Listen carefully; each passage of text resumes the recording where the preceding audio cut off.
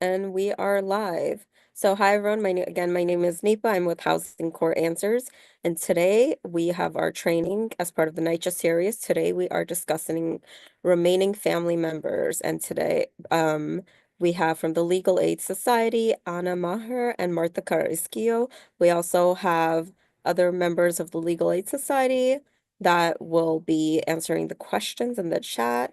So I believe Jessica, Lucy, and Ayana. Um, if I'm missing anyone, just, you know, let me know. But for now, I'm gonna be handing it over to Anna and Martha.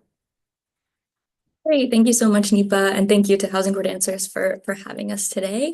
My name is Anna Mar. I'm a paralegal at the Legal Aid Society's Public Housing Unit. And as Nipa said, most of my colleagues are here today too, which is great. And so our unit is particularly to address issues that are facing NYCHA residents, so New York City Housing Authority residents. And we have a helpline where we answer a lot of questions for tenants. We provide advice and do advocacy. We also do intake through right to counsel for NYCHA termination hearings and do a lot of work related to NYCHA developments that are converting to PACT, which Martha did an amazing presentation on the website if you're interested in that. So just to give you kind of a background of what our unit does. And so today the topic of the presentation is going to be remaining family member rights, which is what succession rights are referred to in NYCHA apartments. And so succession more broadly refers to the ability of someone who's living in an apartment to get the lease in their name, to succeed to the lease of that apartment if the previous tenant moves out or passes away. And so in the NYCHA context, anyone who remains in the apartment after that head of household moves out or passed away is a remaining family member, and whether or not they're able to succeed to the lease is controlled by NYCHA's remaining family member policy. So just as a little kind of outline of today, we're going to talk a little bit first about NYCHA's rules and regulations regarding who can live in the apartment and how that has to be reported to NYCHA, because that's really important in determining who is ultimately eligible to succeed. And then we'll go into defining what exactly is a remaining family member, who qualifies, and then how they can assert that their remaining family member rights and request a grievance if they are denied those rights. And then we'll talk about just some other top tips to keep in mind if you're talking to someone who might want to succeed, as well as next steps after a succession claim is completely denied at the hearing stage. And then finally, at the end, we will touch a little bit on succession in the RAD Pact context, but mostly it'll be about NYCHA public housing. Okay, so NYCHA, the New York City Housing Authority, is a federally subsidized public housing authority under Section 9 of the U.S. Housing Act of 1937. And because it is federally funded, it has to follow the rules and regulations set by HUD. And part of that is setting admissions policies, tenant selection guidelines, and rules about who can live in the apartment. And so every year, as part of a yearly recertification, tenants have to complete an affidavit that states who is living in the apartment and what the income is of every person living in the apartment. And this is extremely important because in NYCHA apartments, rent is set at 30% of adjusted gross income. So they look at all the income that's reported on the recertification and take 30% of that to determine what the rent will be. It's also really important because it is a requirement to report this information. And if you don't report it, there could be issues regarding, or if you misrepresent this information, you could be held accountable for misrepresentation or even fraud. And then thirdly, it's very important for the topic of this presentation because the people who are reported and have permission to live in the household are eligible for succession. And so that's, we'll get a little bit of background on the household composition for that reason. So a lot of the times when you're talking to people who live in NYCHA developments, they'll refer to their NYCHA lease, which makes total sense on a practical level. On a more like technically there's only one NYCHA lease that you sign when you move into an apartment. If you transfer to a different NYCHA apartment, then you then sign a new lease for that apartment. But typically it's only one lease that is renews annually as the tenants complete their annual recertification. So that's what happens on a yearly basis, is that they're completing the recertification. And based on the information that they provide during recertification, NYCHA then sends them a lease addendum and rent notice. And I included like a blank version of it here on the screen. But you can see it says like the new rent for that year, and then it'll list all the people who are on the household composition there as well. And so this is a really helpful document to look at if you're talking to someone and trying to figure out what their situation may be. If there is a change in their household composition or in their income between annual recertifications, tenants can request to do an interim recertification. So if they, for example, lose their job, they should request to do an interim as soon as possible so that NYCHA can lower the rent based on that loss of income. There's also a difference between who's listed as the head of household and who are household members. So the head of household is the main leasee. They sign the lease for the apartment. There can be co-heads of household, so two people that are both the head of household, but more often we do see just one. And then everyone else that they report as living in the household is just a household member. And this is important because only the head of household can make changes to the tenancy. So they have to be the ones that are doing the recertification. They have to request any transfers, things like that. But and most importantly, if they want to add someone to their household, they have to make the request. So a lot of the times we might talk to people that say, I've been trying to add myself to my grandma's household composition, but it's not going through, or I haven't heard back. And in that case, it's important to keep in mind that the request has to come from their grandmother. So the head of household has to make that request to add anybody to their household. Okay. And then, but say the grandmother did want to add their grandchild to the lease, the way that they would do that would be to complete an interim recertification, and then the attached form to add a household member. And there's two main ways they can do it. The first is through the self-service portal. NYCHA is really pushing everyone to use the portal as much as possible. But if that's not possible for someone that you're speaking with, they can also request the form in the management office, a paper copy of it. It's also important to keep in mind that in order to successfully add someone or for addition request to be approved, the head of household has to be in good standing. So that means that there's no active non-payment case or no active termination of tenancy proceeding.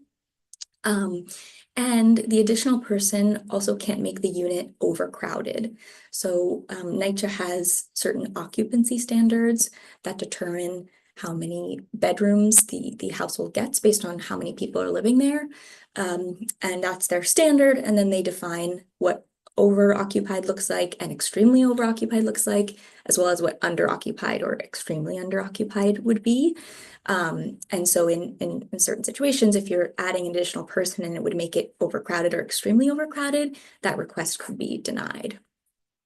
There are exceptions, I think most importantly for family growth. If you have a child, give birth to a child, you have to be able to add them to your household composition. And in that case, the property management can help the household submit a transfer request to a bigger unit. Probably a unit won't become available for some time, but then the request is in the system and the new household member is added. So there are also a few different types of requests to add household members, and I'm going to focus mostly on permanent permission requests because people with permanent permission are those that could be eligible to succeed. But I just wanted to touch on the other two categories just so that you have that information as well, which are temporary permission and conditional permission. And for temporary permission, people that are added on a temporary basis, their income is not included in the household composition, so it doesn't impact the rent. And they also do not have succession rights under the remaining family member policy. Frequently, we see this used for foster children or live-in home care attendants or caregivers. So people who would otherwise not live there, except that they have to take care of the tenant that's living in the apartment. And temporary permission is usually for a period of 1 year, but this can be extended if the relationship continues. So if the tenant still needs care, or if you're still fostering a child, that's added on a temporary basis. And conditional permission is mainly for live-in guardians. So that refers to someone who is the ward or is the guardian of a minor who is living in the apartment and would be eligible to succeed if they were over the age of 18. And the difference with live-in guardians is that for their income is counted towards the rent, but they do not have succession rights. And then for permanent permission, NYCHA does kind of have this category under permanent permission for family growth, which I referenced a little bit on the last slide, but family growth refers to someone you're trying to add who was born to, legally adopted by, or declared to be under the legal custody or guardianship of the tenant or a permanent family member. And so they would be a permanent permission request. It still does have to be approved by the property management.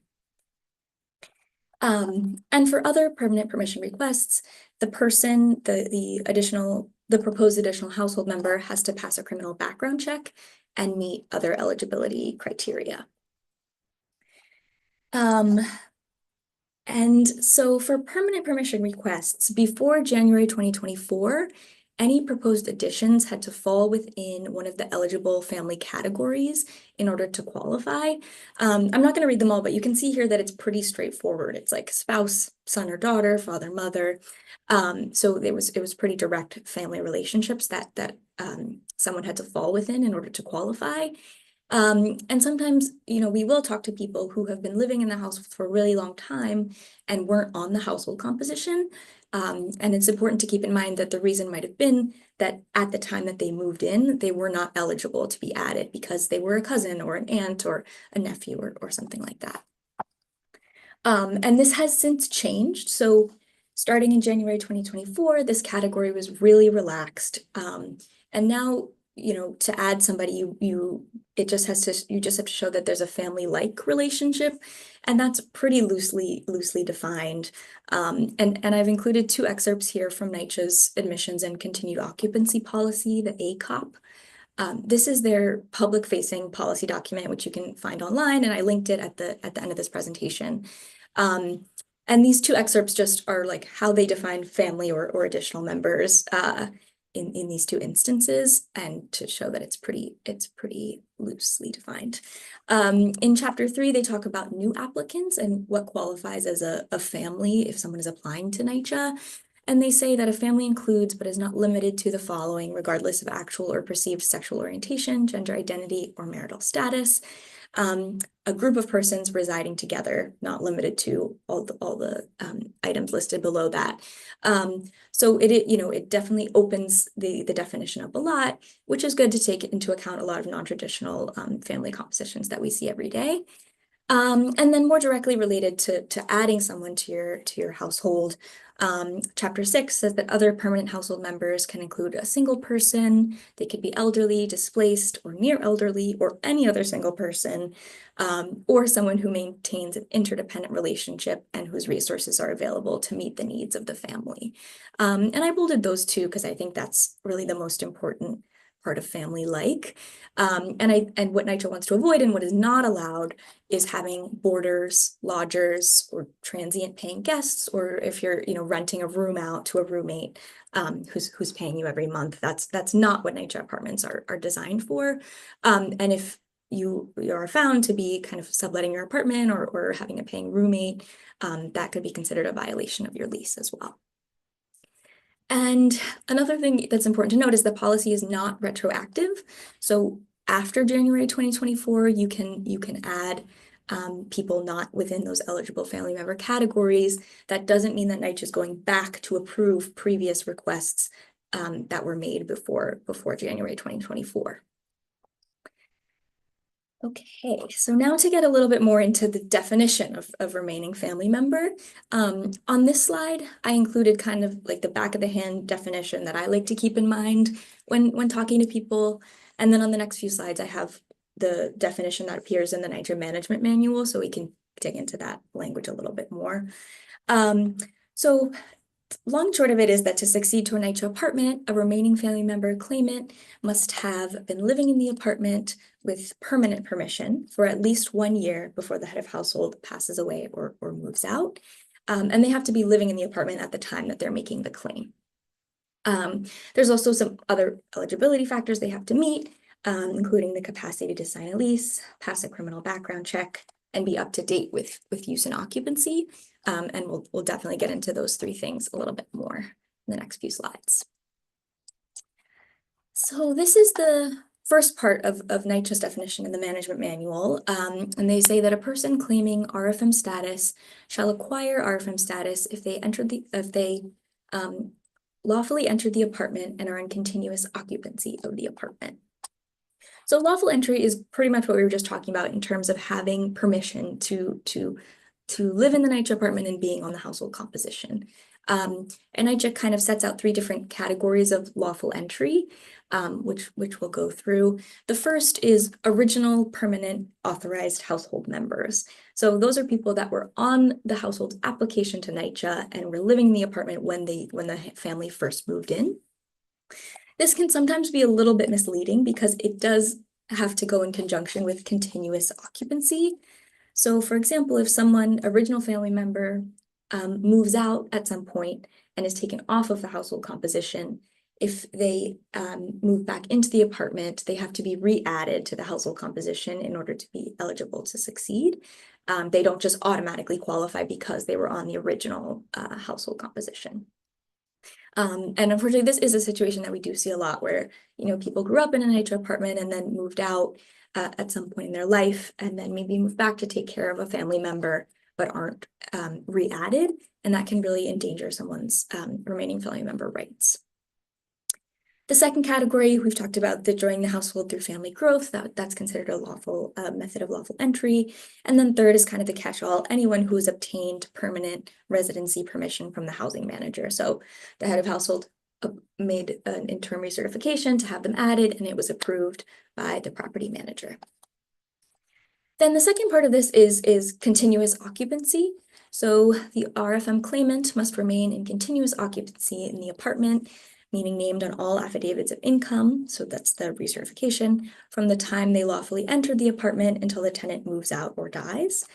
And if the RFM claimant received the property management's written permission, they have to be in continuous occupancy for not less than 1 year immediately prior to the date the tenant vacates the apartment or dies. So they have to be continuously listed on the affidavits of income after they move in for at least a year before the vacate or dies. I will note that there are some acceptable breaks in continuous occupancy. So if a household member is out of the apartment because they're in the military or if they're away at college, that could be considered an acceptable break, and they could still be eligible. Okay, and then the second part here is that RFM claimants must also meet the other lease and occupancy eligibility requirements. And the first one is that they have the capacity to sign a lease.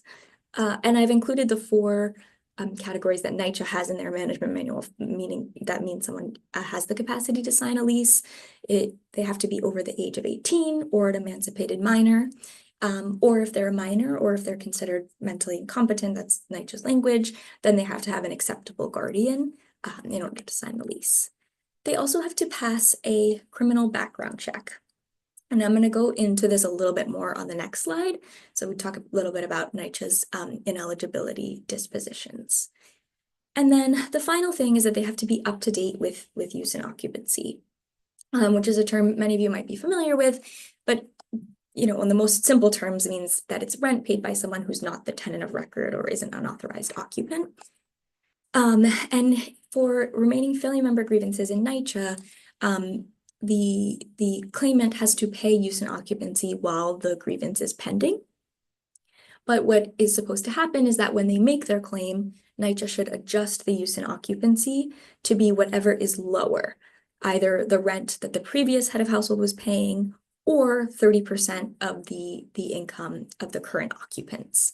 So if the previous tenant had a full-time job and the rent was $900, but the remaining family member is only receiving public assistance, then use and occupancy should be lowered to the public assistance amount. And same if it was the opposite way, where the previous head of household was only receiving public assistance, but the remaining family member does have income, then the rent would remain at the lower amount. But paying use and occupancy does not mean that they're responsible for the previous tenant's arrears. They don't have a lease agreement with NYCHA, so they're not paying any arrears accumulated by the previous tenant, just this use and occupancy in order to have this pending grievance. Okay, and then jumping back a little bit to NYCHA's criminal background check and ineligibility dispositions. When a remaining family member is being screened for succession, they do conduct a criminal background check, and there are certain convictions that carry periods of ineligibility, so the person is not able to live in a NYCHA apartment until the time period elapses. And there's different periods depending on the type of conviction. And it's important to note that the clock starts running on this ineligibility period from the date that the convicted person has served their sentence, not including parole or probation. So for Class A, B, or C felonies, that period is 6 years from the date they've served their sentence. For D or E felonies, it's 5 years. Class A misdemeanors, 4 years. B is 3 years. And then there are some categories in which you're permanently ineligible. One is if you're convicted of manufacturing meth on the premises of federally assisted housing, or if you have a lifetime registration requirement for a sex offender registration program. There are also other categories, and I didn't include them all here because I think these are the most common ones, but I've linked the appendix that has all the ineligibility dispositions here if you wanted to take a look at that. And also wanted to note that in 2020 and 2021, NYCHA kind of did this criminal justice review to look at their criminal background policies. And what they came up with were a few changes, mainly directed at applicants to NYCHA apartments. So they reduced the list of types of convictions that can result in someone being ineligible to kind of focus on violent offenses. And they also set up something called a criminal justice committee, which if you are an applicant to NYCHA and your application is denied because your criminal background check revealed one of these convictions, you can apply to have your case seen before the criminal justice committee, and you can present evidence of rehabilitation or mitigating circumstances. And then based on the decision of the committee, you could be eligible to live in the apartment.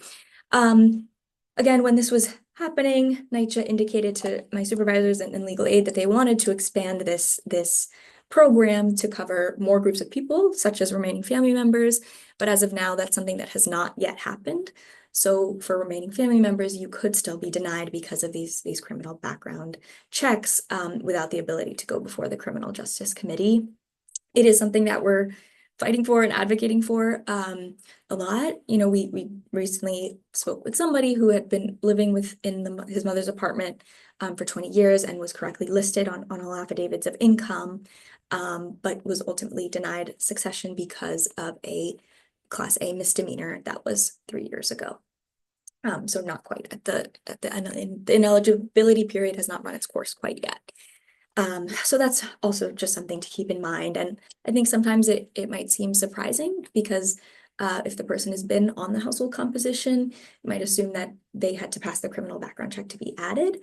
But people do live in NYCHA apartments for really long periods of time, and sometimes these background checks are only when this stuff comes to the front. Okay, so someone is interested in asserting their remaining family member rights. How could they go about doing it? Just as a general overview, It all starts with a remaining family member grievance claim form, NYCHA form 040.342. After a claimant submits that form, the property management sets up an informal conference with them. After the conference, the property management issues a written decision sustaining the grievance or denying the grievance. And then if the claimant wants to appeal that decision, they can request an impartial hearing.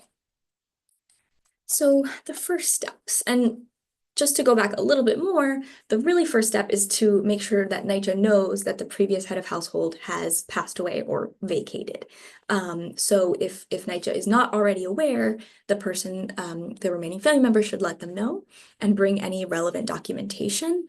So if the head of household died, NYCHA is going to want to see the death certificate. And you can bring proof of that to the management office. If the head of household moved out or vacated, what's supposed to happen is that household member or head of household is supposed to submit a notice of intent to vacate to NYCHA, and that's a NYCHA form that they can request and then fill out and return.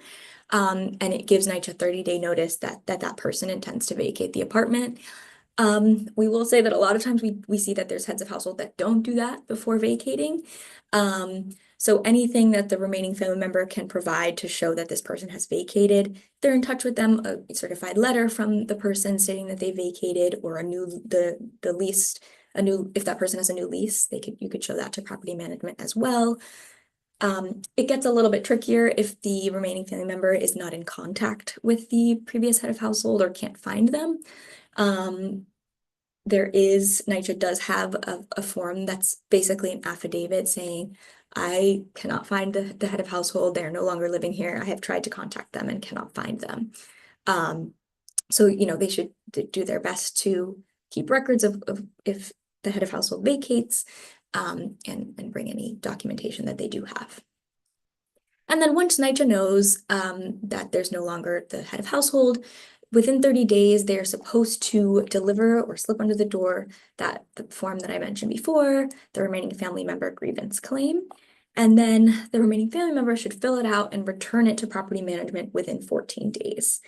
I will say we've never talked to anyone that's had it put under the door, but if they don't receive the form, they can always go to the property management office to request it, or they can even submit it on the self-service portal, but that's only if they're on the household composition. If they're not on the household composition, they won't be able to do it through the portal.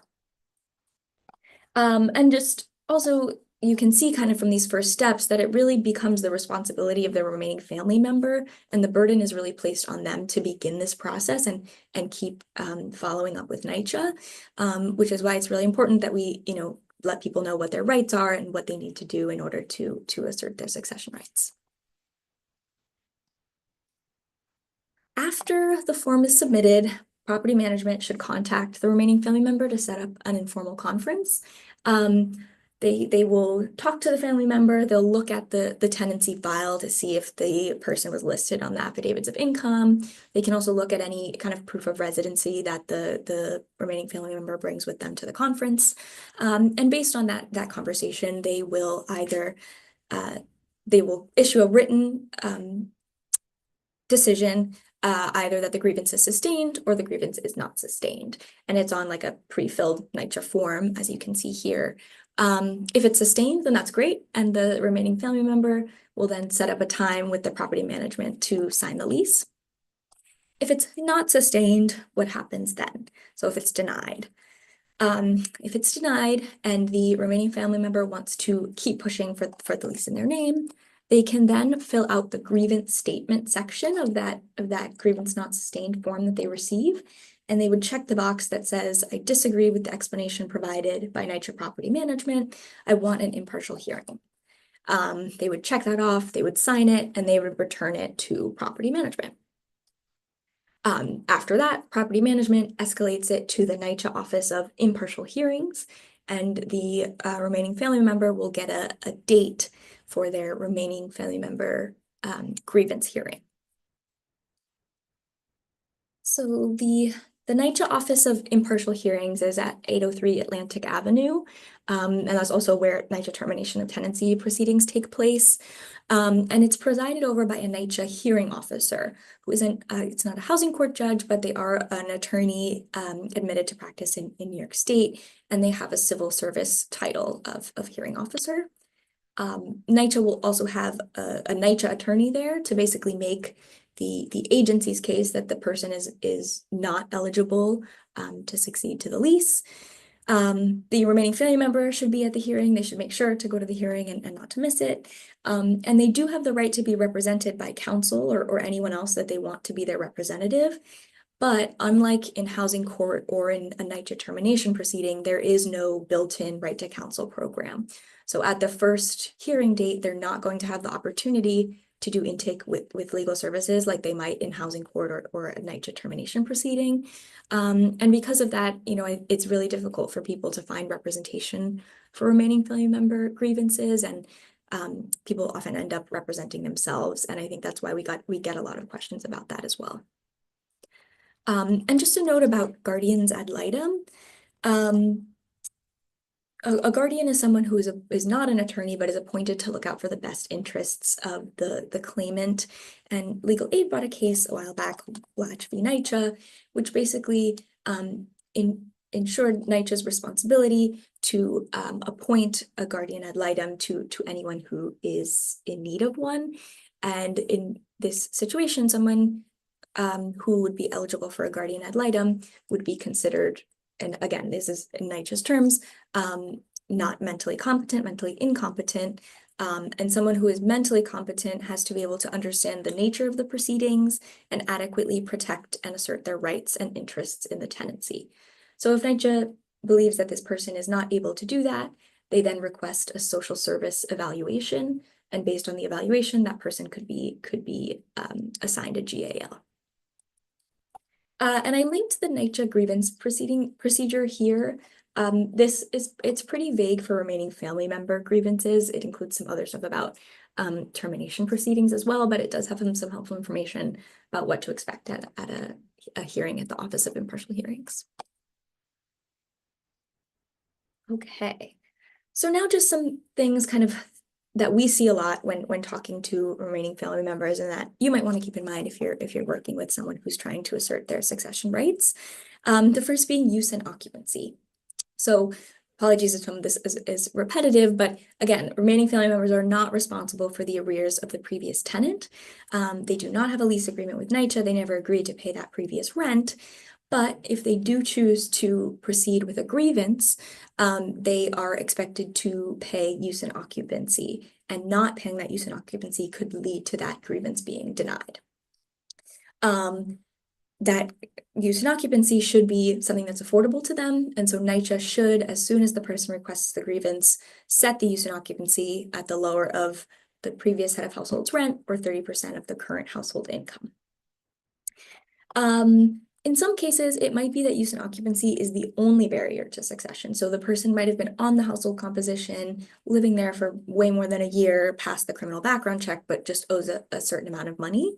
And in that case, it may be worth it for this tenant to apply for a one-shot deal or some other sort of charity assistance to cover that use and occupancy amount.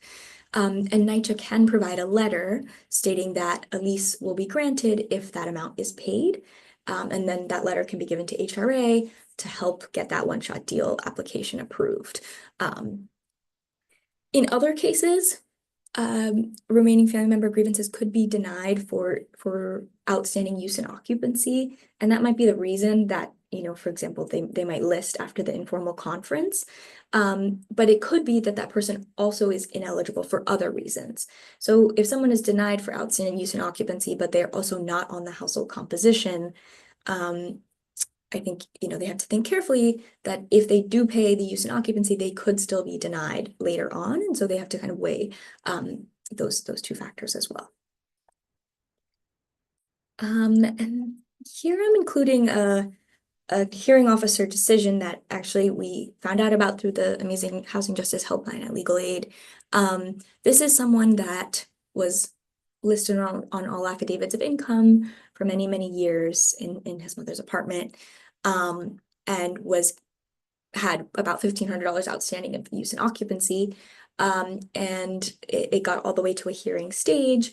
NYCHA provided a letter to give to HRA, but the letter was, there were multiple letters that all said different amounts, and some were handwritten, and HRA basically said, this is, we're confused, this is not sufficient to approve a one-shot deal for. And the decision is really interesting to read, because the hearing officer says that it is the responsibility of the housing authority to provide residents with required documentation for submission to HRA. But then in the second part here that I highlighted, she goes on to say that it must also be noted that the outstanding use and occupancy appears to be the only impediment to the grievant being offered a lease. It was undisputed that the grievant had been a longtime authorized member of the tenant's family composition. So really clearly lays out that use and occupancy is the only issue in this case, but ultimately she does deny his RFM claim. This, it's also could be helpful to keep in mind whether permission was ever requested. So again, that would have to be like a fully complete permanent permission request that was made by the head of household. But sometimes you will speak with people who say, my mom applied to add me many years ago and we never heard back or never got a response. And that's something that could be helpful for tenants to raise in the hearing. There is the opportunity to FOIL NYCHA tenancy files. So under the Freedom of Information Law, request documents relating to the tenancy that might be able to show if that request was made or if they talked to the housing manager about adding a household member, etc. And so I included NYCHA's website here, which has information about how to submit a FOIL request. Again, one of the downsides of the FOIL requests are that NYCHA does deny FOIL requests sometimes, because if someone is not on the household composition, basically saying that they are not authorized to view these private documents because they weren't part of the household. And so that's kind of where, as advocates, have to get a little bit more creative in trying to find any evidence of that those requests were made. And then this is a big one. During COVID, there was a temporary policy that was put in place that applies to households where the head of household passed away between January 2019 and June 15th, 2022. And basically, if the head of household passed away during that time period, somebody who was unauthorized, meaning did not have permission to be in the apartment, could still succeed to the lease if they could prove that they continuously resided in the apartment for 1 year before the tenant died, and that they continued to live there. And they had to provide, 2 forms of acceptable documentation to prove that occupancy. They also have to meet other eligibility requirements, like we discussed earlier on, and could not owe more than 3 months of use and occupancy. But we do actually talk to a lot of people where the head of household passed away between 2019 and 2022, and the succession issue has still not been resolved in the apartment. And so this policy is really great for those people that might not have been on the household composition, but were living in the apartment for a while before the head of household passed away. An important thing to keep in mind with this temporary policy is that this 2019 to 2022 period is before January 2024, which means that during this time, new additions to the lease were required to fall within the eligible family categories. And so even today, to qualify under this temporary policy, the person has to fall within one of those eligible family member categories. And so that's where we also see the impact of that policy not being retroactive. And I think, yes, on the next slide, this is a hearing officer decision from July of 2024, which I think is interesting because it confirms the temporary policy and the terms of that temporary policy, but also makes a note about the eligible family category. So the hearing officer says, as of the date the tenant died, a temporary policy was in place regarding remaining family member grievances. As long as a grievant was otherwise eligible to join the household, written permission to add a member to the household could be waived, as long as the remaining family member could provide 2 pieces of evidence showing that the individual lived in the apartment for a full year before the tenant of record passed away. In this case, the grievant was not eligible to join the household because she did not have an eligible familial relationship with the tenant. The godparent-godchild relationship was not an eligible familial relationship at the time the tenant passed away. So I think that's a pretty helpful summary of the ways that the temporary policy can still be used even today in 2025, but also the limitations of that policy as well. And then finally, there are some people that are not entitled to a hearing. So if they're denied after the informal conference and they request a hearing, they will not go in front of an impartial hearing or in front of a hearing officer. Instead, the case will be sent to the borough designee for review. And there's a few different categories. The first is if the grievant remained after the tenant of record transferred. So if the household makes a transfer request and it's approved and an apartment becomes available and they transfer, the whole household has to move to the new unit. In NYCHA developments, you cannot bifurcate a tenancy, meaning you can't make two tenancies out of one. So the people living in that household can only have one apartment, one tenancy. And if the rest of the household transfers to that apartment, everyone is supposed to go with them. You can't make a new tenancy by staying in the old apartment. The second category is the grievant is an authorized occupant or tenant of another public housing apartment or recipient of a Section 8 subsidy. Again, that would be kind of doubling up on those subsidies. The third is if the tenancy has been terminated.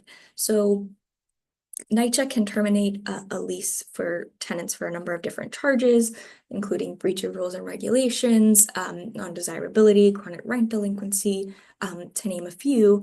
And if they want to terminate a tenant on those grounds, they can bring their own administrative termination proceeding at the Office of Impartial Hearings.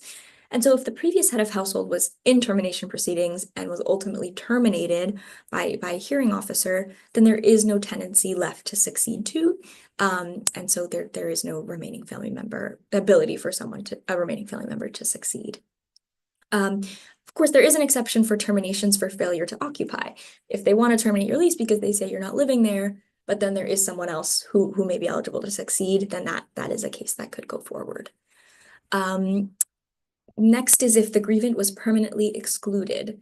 So one of the resolutions for a NYCHA termination case is to permanently exclude a household member that maybe has a criminal background or was involved in criminal activity that led NYCHA to want to terminate the household's lease.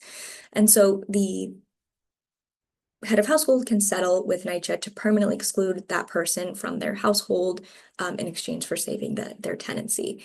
And if that is the case, that person that is permanently excluded cannot succeed to the lease if the head of household passes away or moves out during that permanent exclusion time period.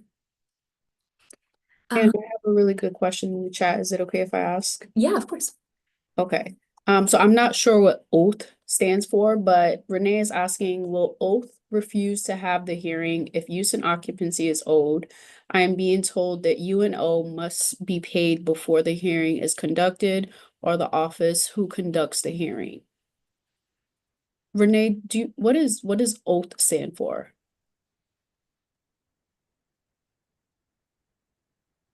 If you could put it in the chat, that might be helpful.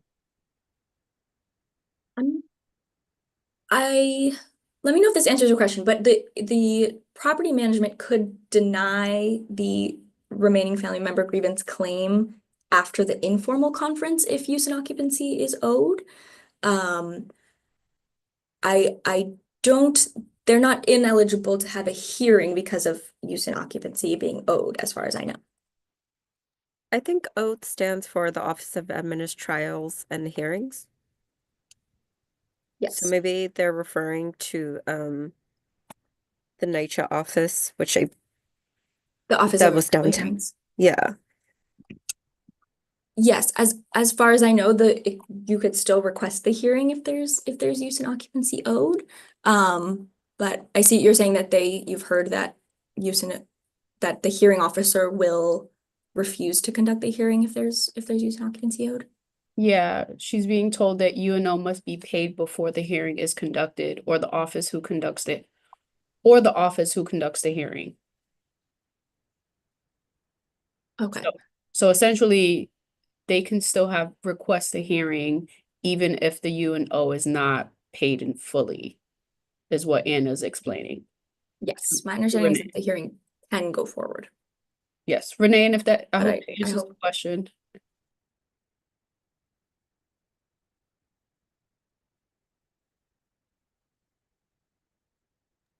Okay, thanks, Anna. And then the last category of people of remaining family member that is not entitled to a hearing is if the previous head of household moved into the apartment as a resident employee, senior resident advisor, or resident police officer. So if the apartment was a condition of their employment, then that's a different situation, and the regular remaining family member policy may not apply. And again, in these cases, if they are denied after an informal conference and the case and they request an impartial hearing, the case would then go to the borough designee instead of to a hearing officer, and the borough office will take a look and see if they are eligible for a hearing or if their case is dismissed because they fall into one of these categories. Okay, and so if a remaining family member claimant is denied, NYCHA can then start a licensee holdover in housing court. And basically saying that this person does not have permission to be in the apartment after the previous tenant died or vacated. In some cases, and honestly, in most cases that we come across, NYCHA may have already started the licensee holdover before the remaining family member claim was made or has been processed. And in that case, you know, if there is a remaining family member who is being sued in a holdover and has not started a remaining family member grievance, they should do so as soon as possible. And they may need to ask the court for adjournments in order to allow NYCHA time to review their claim. At the end of the day, the housing court judge is unable to change the decision of the NYCHA hearing officer. The housing court is not able to determine who and who is not eligible for succession in NYCHA. They will go by the decision that is given to them by the hearing officer or by NYCHA. And if a tenant wants to challenge the decision of the hearing officer, they would then have to start an Article 78 proceeding in Supreme Court. And that there is a statute of limitations of 4 months to start that case from the date of the last decision.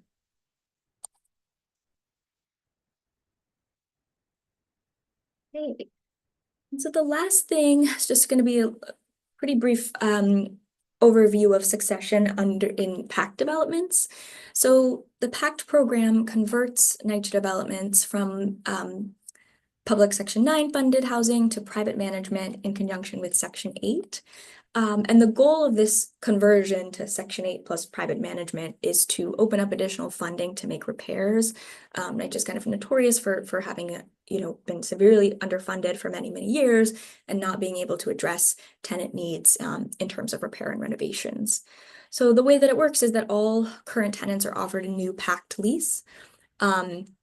And by signing the lease, they automatically receive project-based Section 8 administered by NYCHA after the conversion is complete.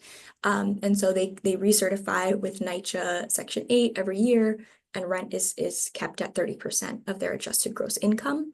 But the new property management, there's a new private property manager that takes over all the day-to-day administration of the building, repairs, rent collection, etc. And the development partners are overseeing a large-scale renovation of the development as well.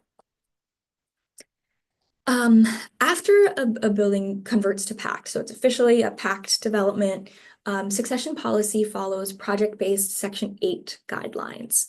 And those guidelines are linked. I included the Section 8 administrative plan here at the bottom, and there is a section on succession there, if you'd like to take a look.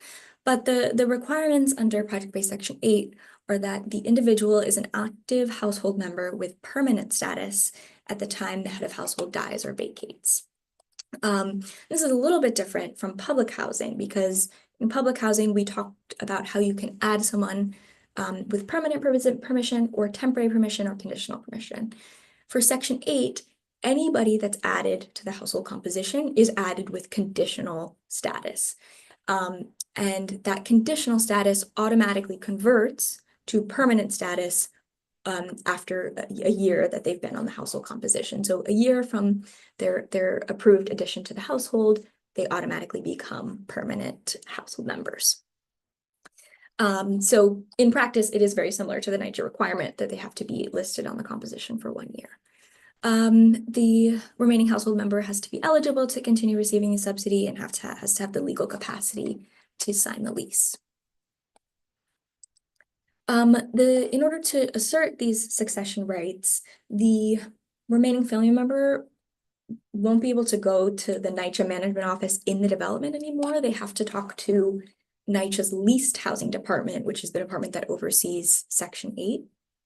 And they can do that by calling the NYCHA CCC or making an appointment at the NYCHA customer contact walk-in centers, which are in the Bronx and Brooklyn. And they, should bring a copy of the death certificate or any other relevant documentation to Section 8. And then they can submit one of 3 forms, either the affidavit of income with their information, a Section 8 request for interim change form with their information as well, or just a written statement saying that they want to succeed to the subsidy. Section 8 will then let them know if they're approved or denied. And if they're denied, they can challenge it by requesting an informal conference. They will have an informal conference with someone from leased housing, and then get another written decision about the outcome. And a big difference from public housing, there is no kind of third step. After the informal conference, there's no way to request an impartial hearing. If somebody wanted to challenge that decision, they would have to start an Article 78. And so some key differences, I think we already talked about how it's NYCHA's leased housing department. Now it wouldn't be NYCHA public housing.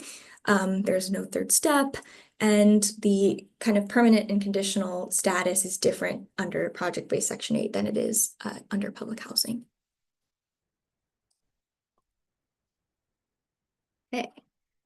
And then the PACT pilot program. So this is, again, a pilot program. It's not a true succession policy, but it does provide unauthorized occupants, which means people that were not on the household composition, with the opportunity to get authorized status and get Section 8. But it's only applicable in cases where the head of household died or vacated without signing the PACT lease. Because at PACT conversion, all the old NYCHA leases are terminated and the new PACT leases go into effect. So if in a certain apartment, the NYCHA lease was terminated, but there is no PACT lease, it's kind of this in-between limbo that NYCHA is taking advantage of with this PACT pilot program. So if the head of household did not sign the PACT lease and they died or vacated, someone living in the apartment that is not on the household composition could apply to get the lease in their name. And the requirements, first, they must demonstrate that they've occupied the unit for 12 months before the conversion date or the death or vacate date of the head of household. At the end of this presentation, I included the PACT data set, which is a list of all the PACT developments as well as the dates that they converted, if they've already converted. Those dates are in the leftmost column. And so if you're, talking to someone who lives in a PACT development and you're not sure when the development converted, you should consult the data set to get that information. And then they have to have documentation showing that they lived there 12 months before conversion or 12 months before the previous head of household died or vacated. Again, they can't owe more than 3 months of use and occupancy, and they have to meet all eligibility requirements. The way the PACT pilot works is that if someone is eligible, they go to talk to the new PACT property management, and they have to fill out a request to become an authorized occupant form and provide supporting documentation. And then the PACT partner fills out an unauthorized occupant referral and checklist form, and they submit their form, the applicant's form, and all the documentation to NYCHA for review. NYCHA looks at it. If they approve the application, then that person has to apply for Section 8. And if that's approved, they have Section 8 and they sign the pact lease. Whereas if they're denied, they're not eligible to get a lease for that apartment. If for some reason the pact property management is not able to assist with the pact pilot, tenants can also request the application through the NYCHA pact helpline, which is this number here. This isn't our pact helpline. And so here are those forms that I was mentioning, the request for authorized status and the referral and checklist forms. And then this is the list of documents that they're looking for a pact pilot. They have to submit 2 documents to prove A and 2 documents to prove B. So A means that, or 2 documents that show that the unauthorized occupant used the address for 12 months prior to conversion date or the date the tenant of record died or vacated. And then for B, they have to have 2 documents that show that they currently live in the apartment. Utility bills, a license, a driver's license, W-2s, tax statements, all those sorts of things, which are included on this list. And I will just as a note say that this copy that I included here, you might notice it says 6 months prior to the conversion date or the date the tenant of record died or vacated. And this is because the original version of the pact pilot required that tenants live in the apartment for 6 months before the head of household passed away or vacated, and they had to be an eligible family member. And so that policy was recently changed. The occupancy time was increased to 12 months, but there's no longer any requirement to fall within an eligible family member category. And I included 2 pact pilot denials here just because I thought it could be helpful to see what that looks like. And this top one is more recent and shows the new regulations that it's 12 months prior to the conversion date or date the tenant vacated, and there's no family member requirement. Whereas this one on the bottom is older, from 2023, and the person was denied because they weren't married to or their domestic partner of the previous head of household. And we're helping that person reapply now under these new regulations. Because it's a pilot program, it's very much at the discretion of NYCHA, and there's no built-in appeal process. But as much as possible, we've been helping people reapply, especially if it's for missing documentation or if it's something that has since changed for the pilot program. Okay, and then these are those resources that I mentioned here, as well as our contact information here. Thank you so much for listening, and I'm happy to take any questions now.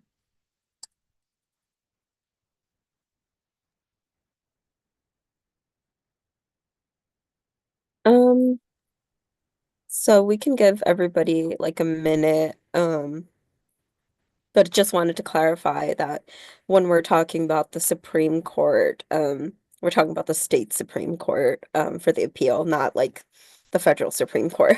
Yes, sorry. That's fine. And I believe every borough, is it every borough that has their own Supreme Court, or it's just like one for the whole? Yes, I think it's every borough. Okay. Perfect. Do we have, I'm gonna check on the live chat. So we do have some questions coming in, and now that we're done, I can just go ahead and ask you, Anna. Sure. Is there any possibility for the, for the PowerPoint? Yes, the slides will be. Yes, to be emailed.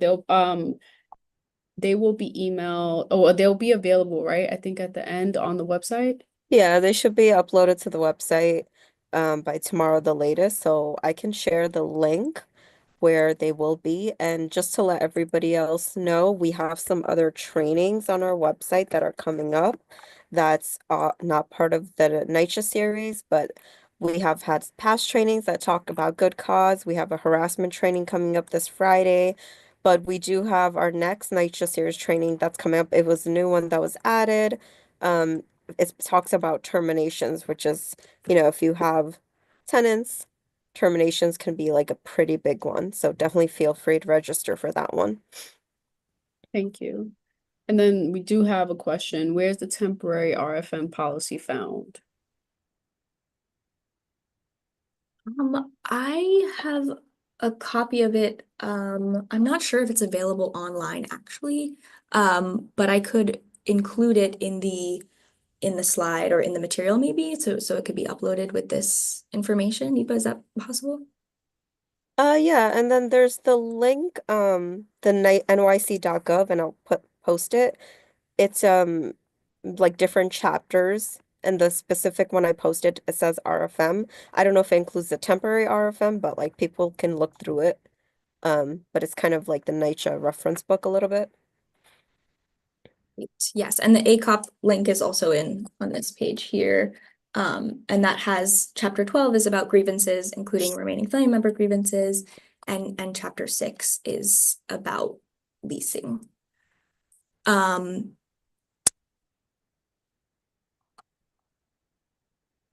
let's see, any other case? So on the question about the use and occupancy, I think maybe I'm going to go back to this decision because basically this hearing officer decision that we have here, which was about use and occupancy, and I think hopefully this might answer your question a little bit better, but it does say the grievant is not entitled to a hearing on the merits of the case due to outstanding use and occupancy. So the case did go in front of a hearing officer, but the officer stated that because there was outstanding use and occupancy, they were not going to a hearing based on the merits of the case. Um, and so I think that that might be what Reagan was referring to.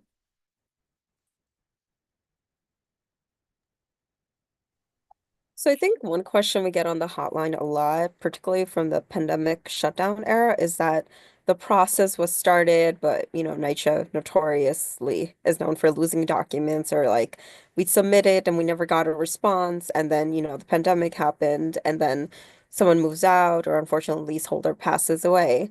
So in those scenarios, do you have any like tips or anything to prove that, hey, I did submit the request? And would that, because sometimes like would that make a claim that like, hey, I did the process, so I should be considered for RFM? Yeah, good question. I think the that's sometimes where the use of the self-service portal can be good. If someone is living in an apartment where the head of household had a self-service portal account and made that request online, there should be proof of that, documentation of that, an email confirmation. All those things are really good things to look for. In other cases, people who prefer to use paper documents, it's a little bit more difficult. We usually, recommend like prospectively if you're submitting papers in the management office or if you're going, should always ask for a copy of these papers or to have them stamp the documents when you're there to prove that you kind of spoke with them. But again, this is like advice to people who are now making the requests and unfortunately it is a lot more tricky if it's you're trying to prove that a request was made in the past. So I think it's trying to look for paper copies, going on the self-service portal and seeing, if there's any record of that. And then if necessary, trying that FOIL request as well. And also I think making sure that the request was made by the head of household, not just by the household member that wanted to be added. And that all the supporting documentation was included as well. Sometimes people have emails with property management saying like this date we're going to come have this conference. That can be helpful as well. And all that stuff is really important to raise in the hearing because if you ever wanted to do an appeal, right, you're relying on the information that was given in the hearing. Would you be able to ever like sometimes people just have those, good relationships with the and sometimes it is the 19-year-old working in the office, of the NYCHA building. Um, but they have like good relationship and then like maybe that employee left or something. Would it be possible like to subpoena that person for like a NYCHA termination hearing for them to testify? You can call people to testify for hearings. I don't think that it would be an official subpoena. So I think the issue would be just like convincing them to come to the hearing in order to testify on your behalf. Okay, great. And then I think the other scenario we get where is like the leaseholder passes away and then there's like two people fighting over who gets to be the remaining household family member. Maybe it's like the siblings or something, you know? Is it just like first come, first serve, or whoever submits the document first, or can it be like two RFMs at once? That is a really good question. I need to double check about that. My understanding that it was kind of a first come, first serve basis. Mhm. And I think the one other scenario is that like a lot of times like people think like, okay, like, well, my dad is not on the lease, but like, they were married to my mom, legally married to my mom, who is, the leaseholder, so they should qualify. And just want to clarify people like, does that give any protections of some sort, or no, it just they have to have already been on the lease? Right. They have to have permission to live in the household that's approved by NYCHA. Yeah, that's something that we do hear a lot also, and it makes sense. Like people have been living there a long time and it's their family home and they feel that it's their home as well. But we have seen NYCHA to be pretty strict about the household composition requirement, particularly because that's what the rent is based on. So in their mind, there's like income that wasn't reported to calculate that rent. And you also, sometimes we hear from people that want to like leave their apartment to a family member. And that's also not necessarily the way it works in a NYCHA apartment. I think the most important thing if you want your family members to be eligible is to make sure they're added on the household composition. And if you choose to vacate, to give NYCHA notice of that, so that they can proceed with the remaining family member grievance. And I think clarifying to people like, hey, not every family member can be added on. It's usually like your cousin who you grew up with, that you may be super close to, they're not qualified. It's usually direct family members, and even some things that we would consider direct family members not qualify. Right. Yeah, I think now there's a little bit more leeway since the January 2024 change, which is great. But again, like a lot of the people that we speak to had moved into the apartment way before January 2024, and so were not able to be added. I think now it's, definitely they should try to add those people if they want them to have any remaining family member rights.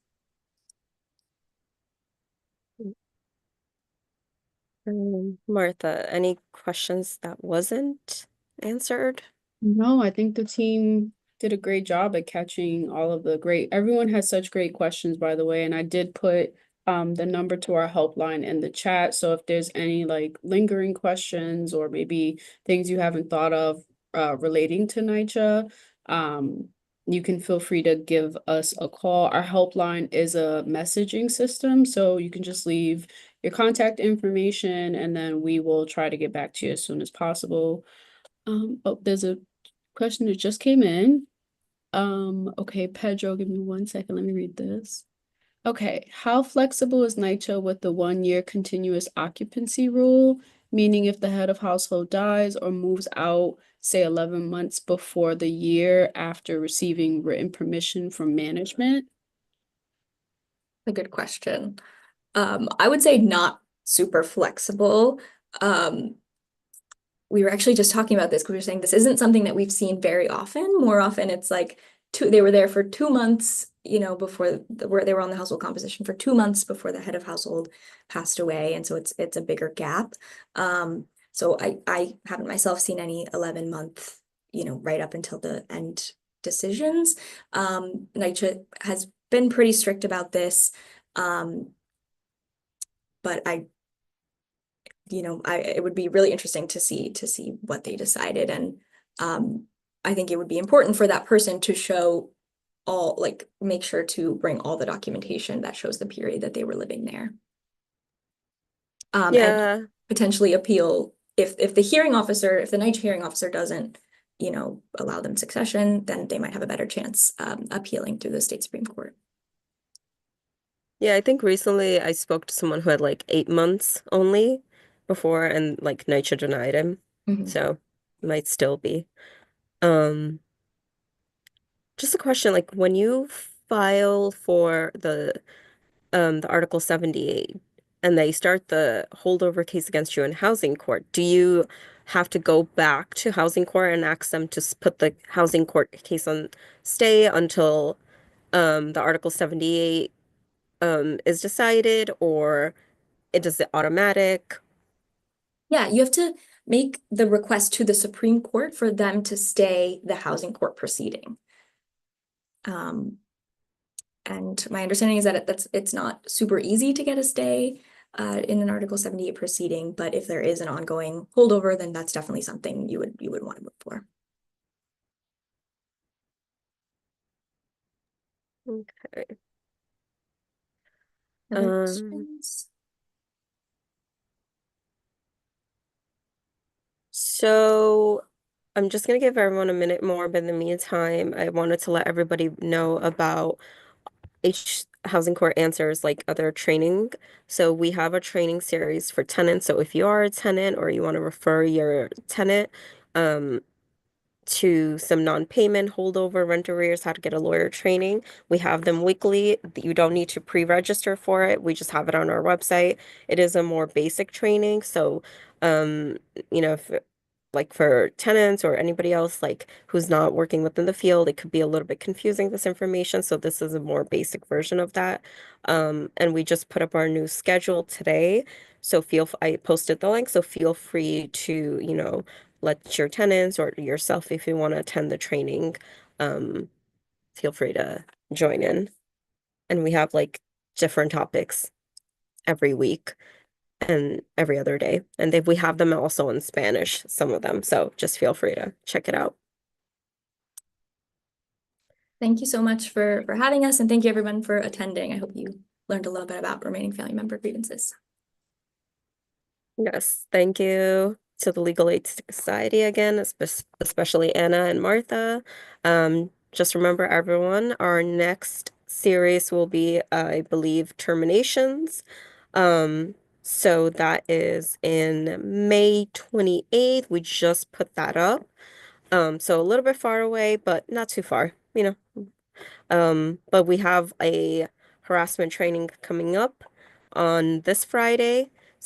And then some other trainings, repairs, breaking leases, housing rights of immigrants and access to shelter. So feel free to check those out. And thank you to Legal Aid Society again. Good day, everyone. Yeah. Have a Take care, good day. everyone.